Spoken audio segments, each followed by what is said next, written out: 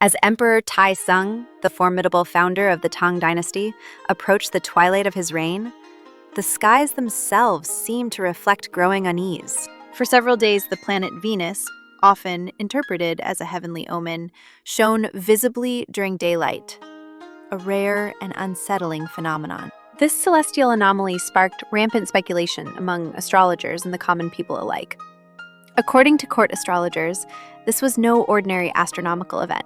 It was a divine signal that a woman would one day ascend to supreme power, ruling the empire in defiance of Confucian gender norms and dynastic expectations. Rumors soon spread across the empire that after 3 generations of Tang rule, a woman bearing the title Wu Wang, meaning martial prince, would seize control. The prophecy deeply disturbed the emperor. Taizong, a man of military discipline and pragmatic intellect, did not take omens lightly. He turned his wary eye toward his own court, suspicious of those whose names or titles included the character Wu. Among his imperial guards was a general who happened to bear the name Wunyang, meaning fifth girl, and whose surname, official rank, and birthplace all included the character Wu. During a drunken feast with his generals, Taizong playfully asked for their childhood nicknames. When the general answered with Wunyang, the emperor laughed aloud, saying, "What sort of girl are you, so brave and strong?" But underneath the jest was unease.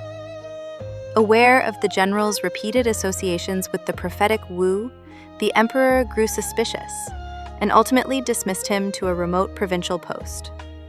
In exile, the general reportedly began consorting with a mystic, secret meetings that fueled rumors of rebellion.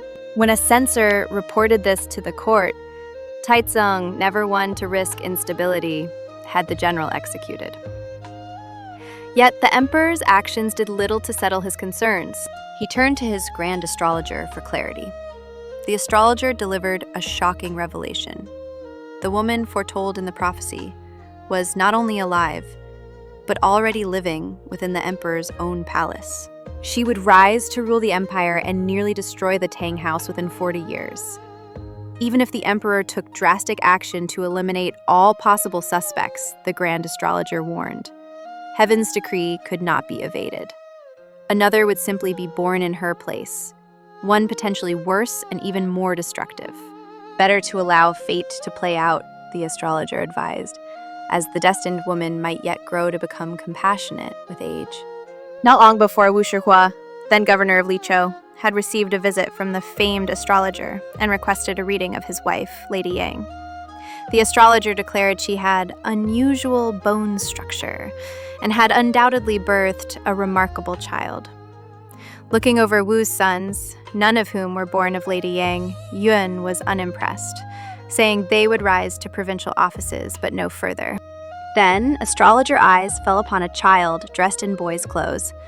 It was Wu Chao, Lady Yang's daughter. The astrologer was startled. He asked for the child to be set down to walk. Watching her move, he became visibly agitated, noting the dragon countenance and phoenix neck, signs of imperial destiny. If this is a girl, he concluded with awe, she will one day rule the empire. Thus, even before Wu Chao's adolescence, the stars had already aligned in her favor. If you've made it this far in the video, thank you. And to the first few people who've already subscribed, I genuinely appreciate it. This channel is just getting started, but I've got a lot more stories coming. The kind of history that doesn't always make the textbooks. If that sounds like your thing, consider subscribing. In 638 CE, during the 12th year of Emperor Taizong's reign, Wu Chao entered the imperial court at the tender age of 14. Granted the title of Taizhen, a 5th-rank concubine, she joined the ranks of dozens of women vying for influence in a vast, hierarchical harem. Her youth, intelligence, and beauty made a strong impression on the emperor, who affectionately dubbed her Beauty Wu. When Wu Chao left home to serve at court, her mother was overcome with sorrow, knowing the harsh competition and uncertain fate that awaited her daughter in a court already filled with powerful concubines and a large imperial family. But Wu Chao surprised everyone with her stoicism. Unlike her weeping family, she showed no fear or hesitation. "To be admitted to the presence of the Son of Heaven," she exclaimed. "How can you be so sure it means misfortune?" Her words would prove prophetic. The Tang Empire was one of the most advanced states in the world. Religiously, China was in a golden age of Buddhism. Introduced centuries earlier, the religion had grown deeply embedded in Tang society, influencing everything from art and literature to politics. The court itself was not democratic. All officials served at the pleasure of the emperor, and dissent could be punished harshly. The only institutional check on power was the censorate, a watchdog body tasked with exposing misconduct and offering blunt advice, even to the emperor. This bureaucratic ecosystem ensured that imperial whims were balanced, at least partially, by collective bureaucratic will. The Forbidden City itself, where Wu Chao now lived, was a universe within walls. The palace housed over 100 ranked women, from the Empress to low-level handmaidens such as Wu Chao, who was assigned to tend to the Empress's linens and chambers. In 643, Crown Prince Li Chen, disgraced for plotting to kill his father, was deposed. Taisong bypassed his talented but politically aggressive fourth son, Li Tai, and instead elevated Li Qi, his youngest son, by Empress Chongsun. The boy was only 16, but backed by powerful ministers. No one suspected then that Li Qi, who would later become Emperor Kaosong, was naive, indecisive, and overly reliant on the women in his life. This appointment changed Wu Chao's fate. During the emperor's final illness in 649, the crown prince spent increasing time in the palace attending to his father, and during this period, he became infatuated with Wu Chao. One story claims he saw her offering him water as he emerged from relieving himself, splashing her face in the process. "The dew from heaven has graced me," she is said to have replied. An artful phrase, hinting at romantic or sexual submission. The future emperor was hooked. Custom required concubines of deceased emperors to retire to Buddhist convents. With Taizong's death, she was sent, alongside the rest of the late emperor's harem, to Kanye Convent to live out her days as a nun. But she had planted a seed in the heart of the new ruler. When Wu Chao returned to the inner palace, it was under the most ironic of circumstances. Empress Wang, desperate to distract Emperor Kaosong from the increasingly favored pure concubine Xiaoliang Ti, had suggested reinstating Wu, believing the former nun posed no threat. But in doing so, Wang unwittingly reintroduced a woman of singular ambition, one who would stop at nothing to claim the throne for herself. Wu Chao had no illusions about the challenges ahead. Her position was irregular and even scandalous. She had once been a concubine of the late Emperor Taizong, now the father of her new benefactor.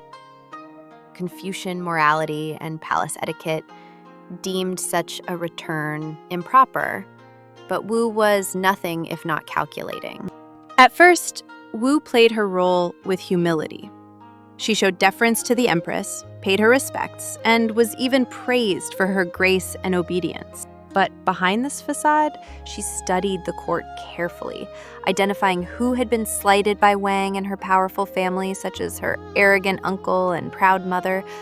Wu Chao courted these individuals, giving them gifts, offering support, and slowly gathering a loyal faction within the palace walls. Her first major breakthrough came in 653, when she bore the emperor a son, Li Hong. This significantly enhanced her status. Wu Chao's child not only secured her continued access to the emperor, but also positioned her as the potential mother of a future heir. Her rival, Empress Wang, still held the highest rank among the women of the court. As long as Wang remained empress, Wu Chao's influence would be vulnerable. She needed more than the emperor's love. She needed legitimacy. Then, in 654, an incident occurred that changed the course of her life. That year, Wu Chao gave birth to another child, this time a daughter.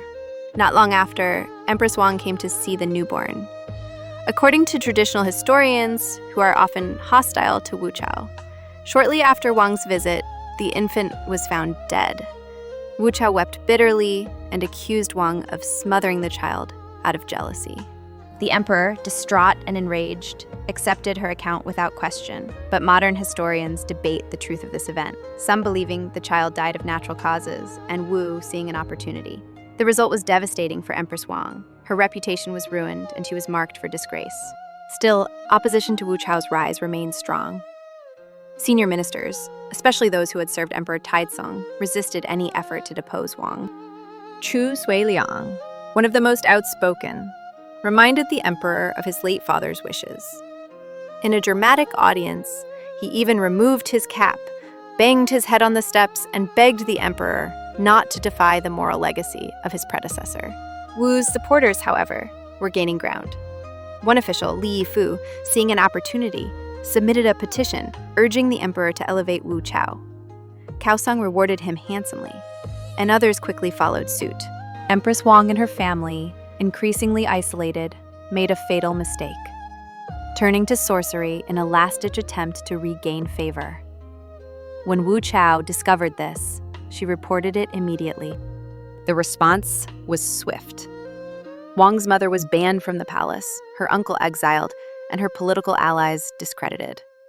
Finally, the time had come. A decree was issued accusing both Empress Wang and pure concubine Xiao Liangti of plotting to poison the emperor. They were stripped of their titles and imprisoned in the palace. Days later, Wu Chao was officially declared Empress of China.